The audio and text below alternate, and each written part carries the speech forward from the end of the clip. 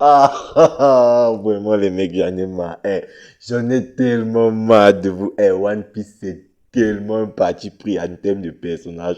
Franchement, à un moment donné, il faut pas abuser, les gars.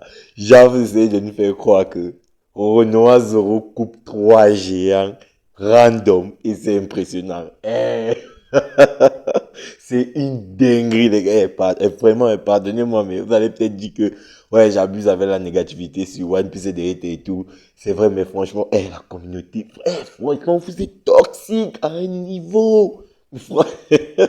Genre, vous êtes en train de faire quoi que Zoro qui a coupé trois quatre géants random. C'est une dinguerie, mais genre, franchement, les gars, pourquoi est-ce que on n'a pas autant maxi Mister 3 lorsqu'il a solo Dory et Bogi sur Little Garden?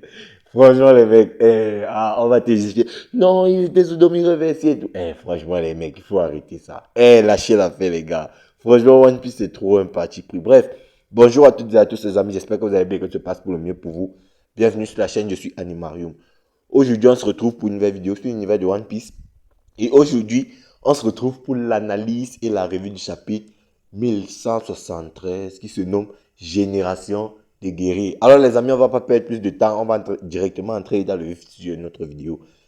Bon, ce chapitre, voilà, vous savez, je suis assez rigoureux en ce qui concerne les notes de chapitre de One Piece ces derniers temps. Et pour ne pas vous mentir, ce chapitre, bon, il est sur la continuité du dernier. Je dirais qu'il mérite la note de 6,5 sur 10. C'est un chapitre assez moyen, mais voilà, il se laissait quand même lire.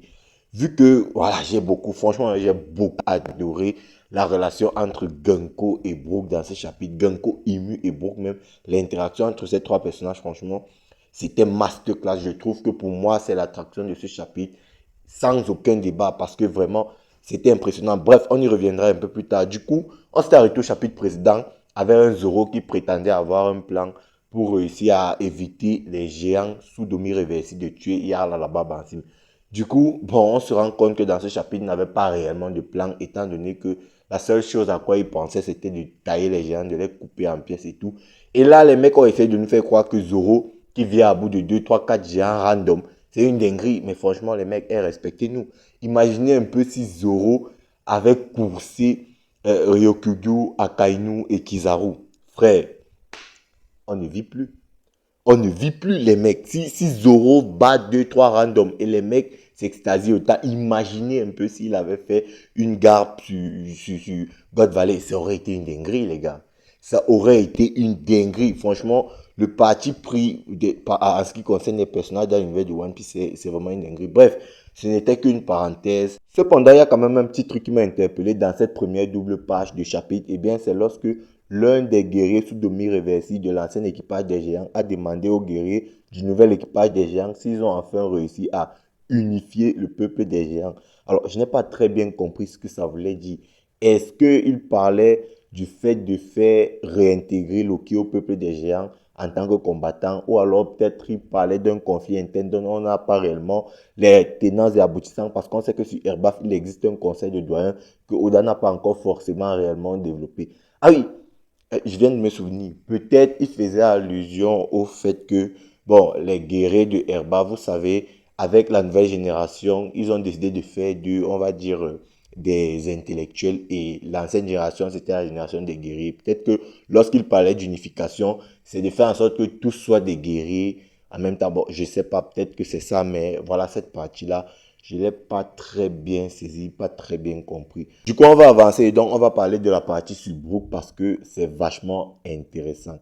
Alors, dans l'analyse de revue chapitre précédent, moi, je vous disais qu'à mon avis, Brook avait gelé les flèches de Gunko et les avait brisées. Bon, dans ce chapitre, on se rend compte qu'il n'en était absolument rien, étant donné que Brook avait rampé comme un mille pattes pour arriver aux côtés de Gunko. D'ailleurs, ça me surprend un peu parce que Imu Gunko est resté à sa même position, à sa même place, sans toutefois bouger depuis qu'elle est arrivée sur Erbaf. Bon, ça me surprend un peu, mais on va dire que voilà, pour un souci de scénario, c'était un peu cohérent. Maintenant, comment est-ce que Brook, en étant ligoté, en rampant comme un mille pattes, a-t-il fait pour arriver aussi rapidement aux côtés de Imu Gunko?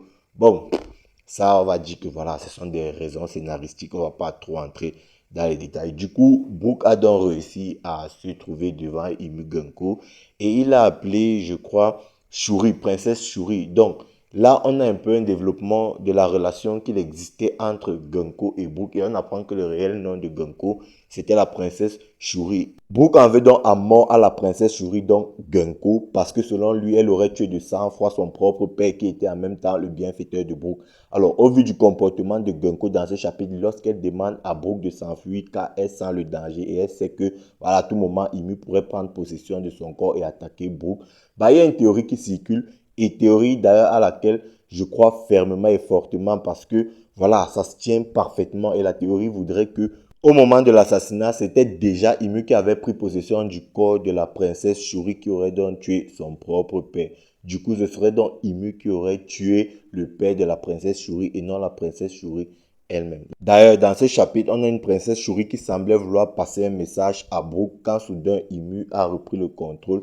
Et Imu, on peut remarquer qu'elle ne peut absolument pas avoir accès aux souvenirs de la personne qu'elle contrôle. Ça, c'est un détail assez intéressant. Ça voudrait dire qu'à tout moment, voilà, les chevaliers divins, s'ils avaient auparavant eu un lien très profond avec quelqu'un, à l'instar de Genko qui en avait eu avec Brook, bah, peut-être que ça pourrait réveiller leur véritable humanité, leur véritable personnalité. Voilà, les chevaliers divins, ils ont quand même pas mal de failles. On va pas se mentir, ils ont quand même pas mal de failles. Mais sauf que j'entends quand même beaucoup dire que les chevaliers divins sont faibles et que lorsqu'ils vont se trouver devant les Mugiwara, ils vont se faire massacrer. Franchement, les mecs, moi je vous dis, en fait, vous pourrissez tellement One Piece, moi je comprends pas. En fait, là, vous êtes en train de m'expliquer que les chevaliers divins sont faibles, d'accord? Voilà, on est d'accord. Dites-vous donc que les mecs qu'on qualifie de faibles, bah, ce sont les mecs qui ont solo l'équipage d'un empereur. Je ne sais pas si on se rend compte. Parce que Genko, elle était à 500 mètres de Mugiwara. Mais malgré tout, elle a quand même réussi à solo à elle seule Brook, Jinbe, Usopp et Nami. Franchement, les gars, il faut qu'on s'asseye 2 secondes et qu'on essaie un peu à un moment de réfléchir à ce qu'on dit. C'est-à-dire, Jinbe, il a passé tout ce temps-là ligoté. Donc, si Brook n'avait pas touché émotionnellement Genko au point où la princesse Shuri a repris le contrôle sur ses souvenirs et même sur Imu, bah dites-vous qu'il serait toujours ligoté et il a fallu d'un tiers de seconde, peut-être même on va dire aller de 2 secondes pour qu'il puisse reprendre le contrôle et se défaire de ces liens-là. Je ne sais pas si on se rend compte à quel point c'est fou. Et vous osez dire que les chevaliers divins sont faibles. Moi, je vous ai dit, essayez de relativiser par rapport à qui ils sont faibles. Parce que si vous me parlez des Mugiwara, bah, moi, je peux vous assurer, vous êtes en train de vous foutre un doigt énorme dans l'œil. Parce que les Mugiwara, que ce soit Zoro ou Sandy, ils auront un mal de fou à battre, que ce soit Kiringam, Genko ou encore Somers. D'ailleurs, dans ce chapitre, je pense qu'on a la confirmation que Sandy affrontera Somers. Parce que lorsque Sandy a débarqué là et tout, on voit une Robin qui d'ailleurs est toujours ligotée par les lianes de Somers. Somers qui est à 500 km de Robin et vous osez dire que Somers est faible. Donc si Somers est faible, ça voudrait donc dire que Robin elle est comment? Extrêmement faible. Parce que le mec a 500 km de Robin, mais malgré tout, Somers arrive quand même à maintenir le lien ou en tout cas maintenir les craintes sur Robin. C'est une dinguerie. Bon, bref, je disais tantôt que lorsque Sandy va arriver, on va lui expliquer que ouais, bon, Robin est toujours ligoté et tout et que l'auteur de ça, il est quelque part là-bas. Et là, Sanji va aller affronter Somers. Voilà, on aura un Somers qui va utiliser ces lianes qui sont aussi solides que de l'acier. Il va les induire du acquis de l'armement. Et donc, Sanji va potentiellement éveiller son acquis des rois pour vaincre Somers. Parce qu'on est d'accord pour dire qu'à l'état actuel des choses, le Sanji qui a vaincu Queen s'est fait laver par Somers. Donc, il s'est fait trimballer par Somers sans... Vraiment, vous sous-estimez beaucoup les chevaliers divins et c'est bien dommage. Et votre façon de vous comporter, ça prouve juste une seule chose assez logique. Peu importe la prestation des chevaliers divins, dans votre tête, vous avez déjà calé qu'ils sont faibles. Donc, ils peuvent faire la prestation qu'ils veulent. Pour vous, ils sont faibles. Et vous voyez, c'est pas une façon ça de lire le manga. C'est très, très décevant. Enfin, quand tu es dans One Piece depuis longtemps, tu commences déjà à comprendre comment les uns et les autres pensent. Donc, du coup, ce n'est pas si surprenant que ça. Du coup, on va passer à la fin du chapitre. Bon, la fin du chapitre, elle n'était pas si impressionnante que ça, étant donné qu'on parle de Somers. Voilà, Somers qui avait presque terminé sa mission avec Lingam. D'ailleurs, il a fait un topo à Imu Genko. Du coup, voilà, il était sur le point de terminer sa mission quand soudain, les anciens guerriers du Herbaf, l'ancienne génération du Herbaf est venue s'en mêler et tout, ils ont un peu perturbé les plans. Il a fait venir le MMA de Nika, vous savez, les monstres créés par le pouvoir de Killingham. Et donc, les membres du nouvel équipage déjà ont fait une attaque combinée. Je pense qu'il s'agissait de Guerre, de Goldberg et de Rhodes. Ils ont fait une attaque combinée ressemblant étrangement à l'attaque combinée de Dory et Bourguet. Ils ont réussi donc à perforer le MMA de Nika qui allait tomber sur Somers. Et Somers a donc utilisé son canabo là, épineux, et a dévié ce monstre-là sur le navire censé transporter les enfants géants. Et là, il est dans la merde parce que voilà, les enfants géants ne pourront donc plus voyager et aller sur la terre saine de Marie-Joise parce que de base, eux, ils ne peuvent pas traverser les abysses vu qu'ils n'ont pas la marque. Donc, Somers, c'est assez délicat pour lui. Est-ce que Imu va le tuer ou pas? Bon, normalement, Imu va le tuer pour ça.